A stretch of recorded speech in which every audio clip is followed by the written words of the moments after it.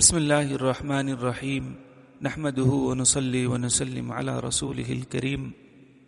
فائدے میں حضرت شیخ نور اللہ مرقدہ لکھتے ہیں، اس حدیث کے اکثر مضامین رسالے کے گزشتہ اوراق میں بیان ہو چکے ہیں، البتہ چند امور قابل غور ہیں، جن میں سب سے اول اور اہم تو یہ ہے کہ بہت سے محروم رمضان کی مغفرت عامہ سے بھی مستثنی تھے، جیسا کہ پہلی روایت میں معلوم ہو چکا ہے، اور وہ عید کی اس مغفرت عامہ سے بھی مستثنی کر دیے گئے، جن میں سے آپس کے لڑنے والے اور والدین کی نافرمانی کرنے والے بھی ہیں۔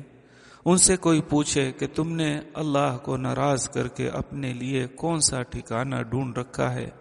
افسوس تم پر بھی اور تمہاری اس عزت پر بھی جس کے حاصل کرنے کے غلط خیال میں تم رسول اللہ صلی اللہ علیہ وسلم کی بد دعائیں برداشت کر رہے ہو، جبرائیل علیہ السلام کی بد دعائیں اٹھا رہے ہو، اور اللہ کی رحمت و مغفرت عامہ سے بھی نکالے جا رہے ہو۔ میں پوچھتا ہوں کہ آج تم نے اپنے مقابل کو زک دے ہی دی، اپنی مونچھ اونچی کر ہی لی، وہ کتنے دن تمہارے ساتھ رہ سکتی ہے، جبکہ اللہ کا پیارا رسول تمہارے اوپر لعنت کر رہا ہے، اللہ کا مقرب فرشتہ تمہاری ہلاکت کی بد دعا دے رہا ہے، اللہ جل شانہ تمہیں اپنی مغفرت اور رحمت سے نکال رہے ہیں۔ اللہ کے واسطے سوچو اور بس کرو۔ صبح کا بٹکا شام کو گھر آ جائے تو کچھ نہیں گیا، آج وقت ہے اور تلافی ممکن ہے، اور کل جب ایسے حاکم کی پیشی میں جانا ہے جہاں نہ عزت و وجاہت کی پوچھ نہ مال و متاع کا کارآمد، وہاں صرف تمہارے اعمال کی پوچھ ہے اور ہر حرکت لکھائی سامنے ہے۔ حق تعالی شانہ اپنے حقوق میں درگزر فرماتے ہیں، مگر بندوں کے آپس کے حقوق میں بغیر بدلہ دیے نہیں چھوڑتے۔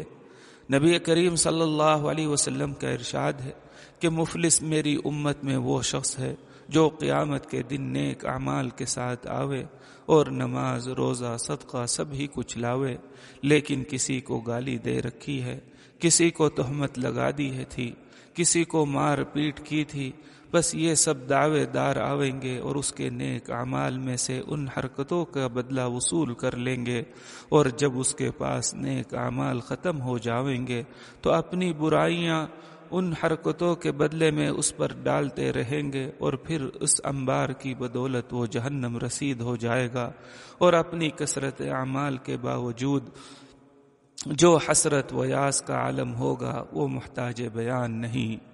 شعر: وہ مایوس تمنا کیوں نہ سوئے آسماں دیکھے، کہ جو منزل بمنزل اپنی محنت رائے گاہ دیکھے۔ دوسرا امر قابل غور یہ ہے کہ اس رسالے میں چند مواقع مغفرت کے ذکر کیے گئے ہیں، اور ان کے علاوہ بھی بہت سے امور ایسے ہیں کہ وہ مغفرت کے سبب ہوتے ہیں اور گناہ ان سے معاف ہو جاتے ہیں۔ اس پر یہ ایک اشکال ہوتا ہے، وہ یہ کہ جب ایک مرتبہ گناہ معاف ہو چکے تو اس کے بعد دوسری دفعہ معافی کا کیا معنی؟ اس کا جواب یہ ہے کہ مغفرت کا قاعدہ یہ ہے کہ جب وہ بندے کی طرف متوجہ ہوتی ہے، اگر اس پر کوئی گناہ ہوتا ہے تو اس کو مٹاتی ہے، اور اگر اس کے اوپر کوئی گناہ نہیں ہوتا تو اس کے بقدر اس پر رحمت اور انعام کا اضافہ ہو جاتا ہے۔ تیسرا امر یہ ہے کہ سابقہ احادیث میں بھی بعض جگہ اور اس حدیث میں بھی ابھی حق تعالی شانہ نے اپنی مغفرت فرمانے پر فرشتوں کو گواہ بنایا ہے۔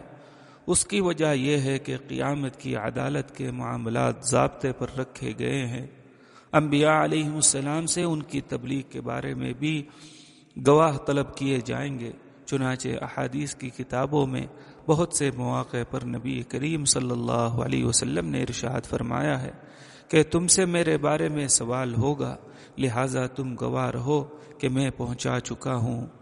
بخاری وغیرہ میں روایت ہے کہ حضرت نوح علیہ السلام قیامت کے دن بلائے جائیں گے، ان سے دریافت کیا جائے گا کہ تم نے رسالت کا حق ادا کیا، ہمارے احکام پہنچائے؟ وہ عرض کریں گے کہ پہنچائے تھے۔ پھر ان کی امت سے پوچھا جائے گا کہ تمہیں احکام پہنچائے تھے؟ وہ کہیں گے ما جاءنا من بشیر ولا نذیر، ہمارے پاس نہ کوئی بشارت دینے والا آیا نہ ڈرانے والا، تو حضرت نوح علیہ السلام سے پوچھا جائے گا کہ اپنے گواہ پیش کرو۔ وہ محمد صلی اللہ علیہ وسلم اور ان کی امت کو پیش کریں گے۔ امت محمدیہ بلائی جائے گی اور گواہی دے گی۔ بعض روایات میں آتا ہے کہ ان سے جرح کی جائے گی کہ تم کو کیا خبر کہ نوح علیہ السلام نے اپنی امت کو احکام پہنچائے۔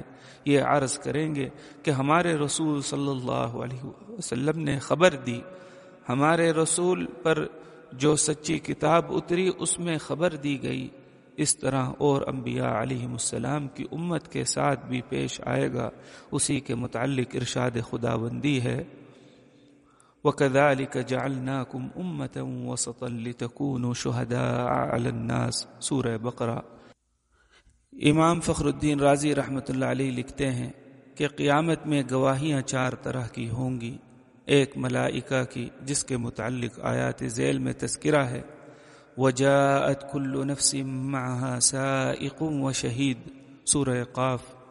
مَا يَلْفِظُ مِن قَوْلٍ إِلَّا لَدَيْهِ رَقِيبٌ عَتِيدٌ، سورہ قاف۔ وَإِنَّ عَلَيْكُمْ لَحَافِظِينَ كِرَامًا كَاتِبِينَ يَعْلَمُونَ مَا تَفْعَلُونَ، سورہ انفطار۔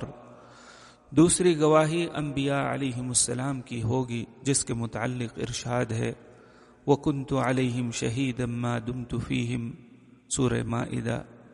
فَكَيْفَ إِذَا جِئْنَا مِنْ كُلِّ أُمَّةٍ بِشَهِيدٍ وَجِئْنَا بِكَ عَلَى هَؤُلَاءِ شَهِيدًا، سورہ نساء۔ تیسری امت محمدیہ کی گواہی ہوگی، جس کے متعلق ارشاد ہے وَجِيءَ بِالنَّبِيِّينَ وَالشُّهَدَاءِ، سورہ زمر۔ چوتھی آدمی کے اپنے اعضاء کی گواہی، جس کے متعلق ارشاد ہے یوم تشہد علیہم السنتہم وایدیہم، سورہ نور۔ اور الیوم نختم علی افواہہم وتکلمنا ایدیہم، سورہ یاسین۔ اختصار کے خیال سے ان آیات کا ترجمہ نہیں لکھا۔ سب آیات کا حاصل قیامت کے دن ان چیزوں کی گواہی دینے کا ذکر ہے جن کا بیان آیت کے شروع میں لکھ دیا گیا۔ سبحانک اللہم وبحمدک، اشہد ان لا الہ الا انت، استغفرک واتوب الیک۔